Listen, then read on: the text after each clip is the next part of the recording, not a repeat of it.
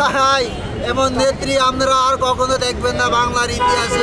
ভাই এমন ভালো ছিল ভাই, এই দেশের মানুষের জন্য, এই মাটির জন্য অনেক কিছু করছে। ৪৫টা বছর এই মাটির জন্য ভাই, এই মানুষকে ভালোবেসে ভাই নিজের জীবন উৎসর্গ করতে ভাই। তার বাংলাদেশে কোনো বাড়ি নাই, তার বিদেশে কোনো বাড়ি নাই, তার কোনো ঠিকানা নাই। তিনি বলছেন এই বাংলার মাটি ও মানুষ আমার বাড়িঘর, আমার সন্তান। ঢাকার যে কোনো প্রান্তে, মুন্সিগঞ্জের যে কোনো প্রান্তে গিয়েছে, আমি গিয়েছি পেছনে পেছনে। আমি ওনার একজন একনিষ্ঠ কর্মী, একজন ক্ষুদ্র কর্মী ছিলাম এবং ওনাকে অনেক শ্রদ্ধা করি। এই সাবেক প্রধানমন্ত্রী, সাবেক বিরোধী দলের নেত্রী, তিনবারের প্রধানমন্ত্রী, বিএনপি চেয়ারপারসন, এ দেশের অগণিত মানুষকে রেখে দুনিয়া ছেড়ে চলে গেছেন। এই দেশনেত্রী বেগম খালেদার জন্য অপূরণীয় ক্ষতি এই দেশের জন্য, শুধু দল বিএনপির জন্য তা না, এ দেশের কোটি কোটি মানুষ ওনার জন্য কাঁদছে, ওনার জন্য দোয়া করতেছে এবং অপূরণীয় ক্ষতি উনি চলে যাওয়াতে এই সময়, এই দুর্দিনের সময় ওনার প্রয়োজন ছিল এই দেশের জন্য, এই দেশের মাটির জন্য, এই রাষ্ট্রের জন্য। এই কোটি কোটি জনগণের মাঝে আর আসবে না। মন বলছিল যে আর একটা বার যদি আল্লাহ রেখে যেত, আর একটা বার যদি সংসদে দেখতে পারতাম, আর একটা বার যদি আমাদের জনগণের মাঝে দেখে যেতে পারতাম, তাইলে আর আমাদের কোনো দুঃখ থাকতো না। আমাদের দুঃখ আর থাকতো না, আমাদের কোনো দুঃখ ছিল না। আমাদের এই দুঃখ তো রাখার মতো কোনো জায়গা নাই, কারো কাছে বলার মতো নাই।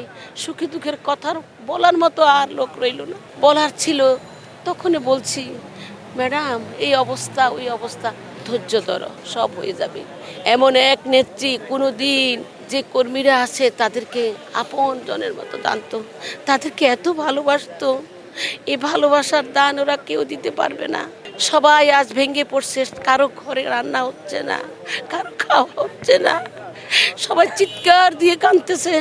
যারা আমরা কাছের মানুষ ছিলাম ম্যাডামের, আমাদের বাসায় সবাই দূরে দূরে আসতেছে, সে ভোর থেকে কি হলো, কতটুকু সত্য, ম্যাডাম কি চলে গেছে, এই কথাগুলোর উত্তর নাই, আমাদের কাছে কোনো উত্তর নাই।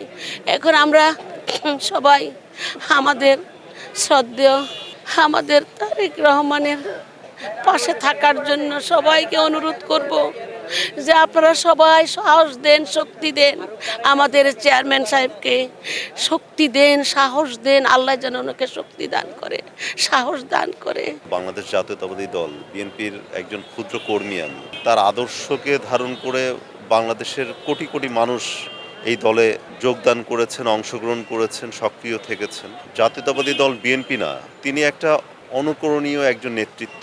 তাকে অনুকরণ করার অনেক কিছু আছে। পরাশক্তির কাছে তিনি কখনো মাথা নত করেননি, কখনো কোনো অন্যায়ের সাথে তিনি আপোষ করেননি, যে কারণে সমগ্র জাতি তাকে আপোষহীন খেতাব দিয়েছিলেন। এই দেশের মানুষ, দেশের জন্য তিনি আন্দোলন সংগ্রাম করেছেন, গণতন্ত্র, স্বাধীনতা, সার্বভৌমত্বের জন্য সংগ্রাম করেছেন।